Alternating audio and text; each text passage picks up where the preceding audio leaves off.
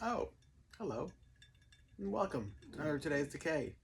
We're celebrating births and beginnings and everything important since the dawn of time. It's February 23rd, and here are all the dates that really rate. Some may ask, why are we doing this? I mean, it's a totally valid question. You see, every day just melds into each other, occasionally punctuated by random Hallmark holidays. And who needs them? You can define life by whatever's important to you. I happen to have come up with a particularly comprehensive list of the whole damn year, and that's what we are highlighting, because this way you can spend the day reflecting on awesome music, movies, books, artists, and not what other people tell you to do, or what Hallmark tells you to do, right? Okay. Anyway, Terence Fisher, born today, 1904, who is a British filmmaker who was involved with a whole bunch of the really wonderful Hammer horror films of the 50s and 60s. All the hits, early Draculas and Frankensteins and all that. Devil Rides Out, a whole bunch more. A good deal of the hits are Terence Fisher. The Phantom Empire premiered in 1935, starring one Gene Autry. Here is original 1935 sheet music from the serial. It was a serial, which is to say it's not a feature film. It was a segment of 20-minute long adventures, particularly ridiculous. He was a country western music star in the serial, or in the film, that owns Radio Ranch that a whole bunch of otherwise homeless kids get to live on. And he has some deal going where if he doesn't sing a song live on the radio at a certain time every day, he's going to lose the ranch. And if so, all the kids are going to wind up out on the street again, which can't happen. But he winds up finding a hole on his property on Radio Ranch that goes down to Lemuria, an ancient sunken city filled with robots and all sorts of crazy people down there. The robots have Flash Gordon looking giant metal bodies, and they have riveted on cowboy hats. It's a lot of fun, completely nonsense. So he has to go down there and fight or deal with these Hollow Earth people, and then at the end of every episode has to run back to the surface to get back on the radio to sing another song. Otherwise, Christmas is ruined, right?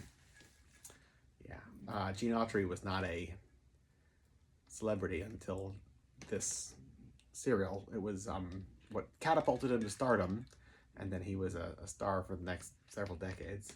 There's a bunch of really interesting cowboy Hollywood stars that predated him. Tom Mix, I think, came up with that character of the big white hat and this kind of ever smiling, happy character. Not particularly something I'm into. William S. Hart, on the other hand, who predates almost everybody, was a filmmaker and Western star, World War I era, is awesome. Anybody that can see any William S. Hart movies, do check it out. The only problem with him, I suppose, and not him, but his productions, are this is so early that it's a little creaky as far as the production value goes, but he was determined to have realism, and I think his scripts are really nuanced, and specifically Hell's Hinges is probably one of my favorites. I've never seen Tumbleweeds, but I hear that is a great one. I am going on about William S. Hart, and this is supposed to be about Gene Autry. I was going to show you what's in my wallet. My wallet was far away. So I went to the Gene Autry Museum in beautiful downtown. It's actually in the Hollywood Hills in Griffith Park.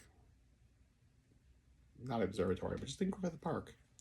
So I carry this in my wallet.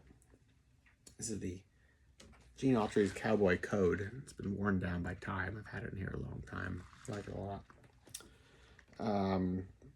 It's got a list of things that he thinks are important that feels like others should maybe follow his lead, or at least it wouldn't hurt if they did, right? So a cowboy must never shoot first, hit a smaller man, or take unfair advantage. Okay, not against it. Must never go back on his word or a trust confided in him. Kind of crucial in this day and age. Today, yes, in yesteryear, you name it. Must always tell the truth. I feel like that kind of falls under the second point, but okay. Sure, be clear on that. Must be gentle with children, elderly, and animals. You hear that, Louis? No, fast asleep.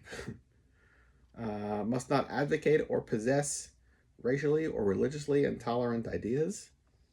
Not bad, Gene. Doing okay, especially depending on when was this written. Who knows?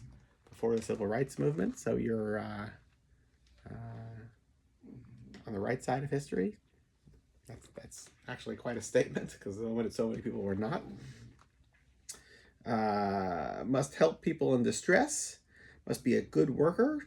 Must keep himself clean in thought, speech, action, and personal habits. Not totally sure what that means, but I read the words you wrote. Must respect women, parents, and his nation's laws. Okay, 2 out of 3, not so bad. And last on this list, the cowboy is a patriot. So, I know it's worn down by time here. But for the most part, I can get down with what Gene Autry's saying. Yeah, I'll carry it close, right? So yeah, what else? Phantom Empire. Watch this serial. It's a lot of fun. And 1965 today, the film Dr. Terror's House of Horrors premiered. Directed by Freddie Francis, also a early Hammer Films director and filmmaker. Starring Peter Cushing, Christopher Lee, a bunch of others. It's a fantastic horror anthology. So there you go, February 23rd, the whole damn day. We got through it, from us to you. Till tomorrow, goodbye.